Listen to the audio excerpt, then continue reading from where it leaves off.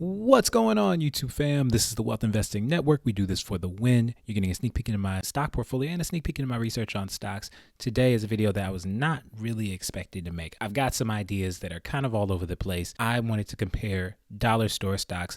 Really, it started off me wanting to compare some stocks that are near their 52-week lows. That's how this started. It's changed as I've started crafting this video. So you're going to really get a sneak peek into how I kind of do this. Please like, subscribe, all that stuff. I was specifically looking at 5 and below because recently they had some bad news come out. Their stock took a dip. Let's take a look at their stock chart. Year to date, they're down over 60%. Honestly, this company's been through a lot of ups and downs. At the highs, the stock price traded close to $215. They actually hit near that at the beginning of the year in January 2024. Now they're all the way down to $79.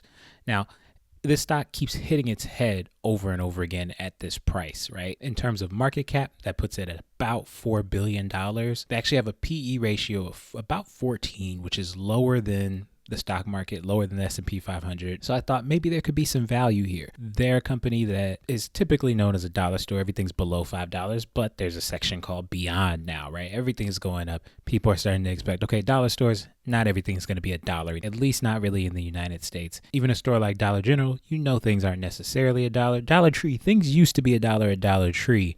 Now they're like $1.25. Oh, there's a little $5 section over here. So we know these prices are going up. These companies get to blame inflation, et cetera, et cetera. You look at Dollar Tree, they're also down 25% year to date. If you've owned this stock for exactly 5 years, you're up a whopping 1%. I didn't say 10%. I didn't say 100%. I said 1%. If you've owned Dollar General for the last 5 years, you're down 11%.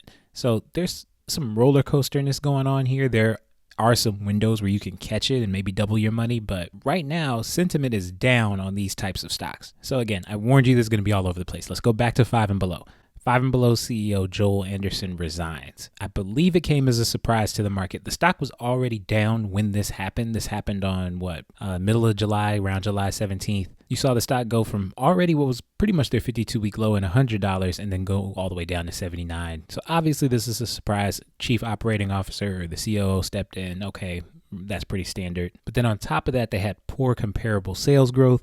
They haven't performed to what analysts are expecting them to perform at. Apparently their traffic is down, which I find interesting, especially because the difference with 5 and below and companies like Dollar Tree, who also owns Family Dollar. So you think Dollar Tree, Family Dollar, Dollar General, these are usually found in areas where people just need to buy the cheapest stuff, right? So if you're a dollar store, you might even replace the grocery store, right? 5 and below is not like that. 5 and below is a little different. They don't even worry about groceries. They're just kind of selling knickknacks, the cheap version of back to school stuff, toys, that kind of thing. Maybe you could say some of that stuff is going more online, right? You could also say these stores, at least on the East Coast, in the Midwest, the cities I've been in, you usually see 5 and belows closer to a Target, a Walmart, and well, maybe especially Walmart is more competitive on prices for a basketball or for back to school items, things of that nature. So maybe it's just poor strategy in terms of where they're putting their stores, right? The only positive outlook that came from their recent earnings report was that their net sales did rise about 11% during the 13-week period that ended May 24th. Very specific. They're trying to make it look as good as possible. There's my read on this. But again, I think my read on this in general is that they're getting hurt by poor strategy that's not paying off. That happened to Dollar Tree acquiring Family Dollar as well. They're calling it a botched acquisition. And I've been in a lot of Family Dollars. They're terrible. It's not a store I want to spend any amount of time in, for real. They also appear to have picked up some of the 99-cent stores. They're going to reopen as Dollar Trees. This could go either way. I think a rebrand is tough.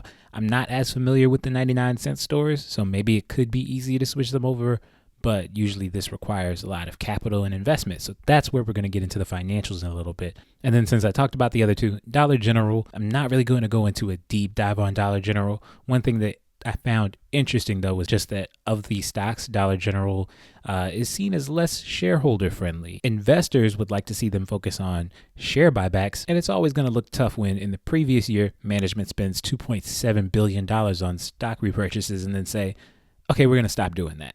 that's going to scare investors and make the stock go down. And we've seen a sharp decline from Dollar General. But again, I was a little more interested in Five Below because when I started looking at the numbers, I'm seeing this trending growth. It's going up and to the right, how it's supposed to. Now, it's forecasted to not improve revenue growth as it's been doing, but you just look at the history. They've only really had one period where they didn't produce revenue growth, and that was in the first to second quarter of 2020. This is the lowest their PE ratio has been in a decade, and they are still profitable. You look at certain companies, there were periods where Dollar Tree wasn't profitable at all, and Dollar General, it's just kind of weird. When you look at the stock price over time, just the fact that it has broken trend so hard, it's hard to even say it's going to continue on in an uptrend. But we'll talk a little bit more about trends in a second. Right now, I want to talk about numbers. So market cap, $4 billion for Five and Below. Dollar Tree and Dollar General are about 5 times as big, with market caps above $20 billion for both. So we look at their price to sales. So for every dollar of revenue that they get in, what's the multiple that you're paying? Well, less than 1. Similar thing for Dollar Tree here. Price to sales ratio of 0.75. Five and Below, a little above, right? So why is this trading higher? My best guess right now, just in my brief look at this, is that their balance sheet's looking a little better. They don't have a lot of cash on hand, a little above $350 million, but they only have about $1.8 billion in debt, right?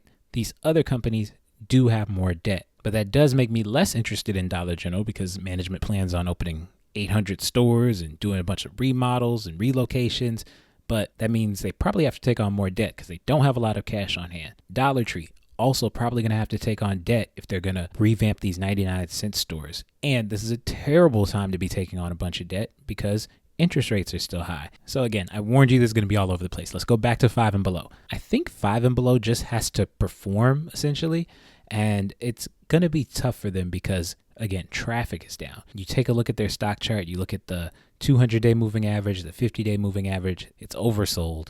But at the same time, that doesn't really mean it's going to bounce back necessarily. 5-year chart, still looking bad. Max chart, still looking bad. There are so many levels that you would have to break back above because there are so many people that probably want to sell this stock. If you bought this stock at $100, at $150, you probably want to sell as soon as it hits there. So something really would have to drive momentum like crazy for you to see a really good return on this. Dollar General, also broken trend in a pretty bad way. Not something I'm looking to get into. From a 5-year perspective, Dollar Tree's broken trend, but from their max chart, I mean, they're actually not looking that bad in terms of the trend. And the trend is your friend. I just think that they would have to really execute on these 99-cent store revamps. So again, coming into this, I was a little more interested in Five and Below. I thought that maybe there was some value happening in terms of their PE ratio being lower than it's been in over a decade. I thought maybe they could actually charge some of the highest prices with their Five Beyond section and do really well during kind of the back to school time. But from a stock chart perspective, from a perspective of uncertainty with their CEO, from poor comparable sales growth. So from the way I typically look at stocks, Five Below should not be a stock that I'm interested in at all, really. Usually in these videos, I tell you a secret. Today's secret is that I'm putting Five Below on my watch list, even though I continually call it Five and Below. Five Below, Five and Below, whatever. It's going on my watch list. It shouldn't. I'm just so interested because from a store experience, I prefer going in Five Below. However, there's just so much uncertainty going on with it. I think the market is scared and possibly overreacting. And that's when I've made some of the best investments, made some of the best money in the stock market. I'm just going to put it on my watch list, not pull a trigger on anything, maybe come back to it in a couple months. So yeah, that's my secret. Hope you enjoyed the video. Please like, subscribe, all those things. Thank you so much for watching. See you in the next one. Peace.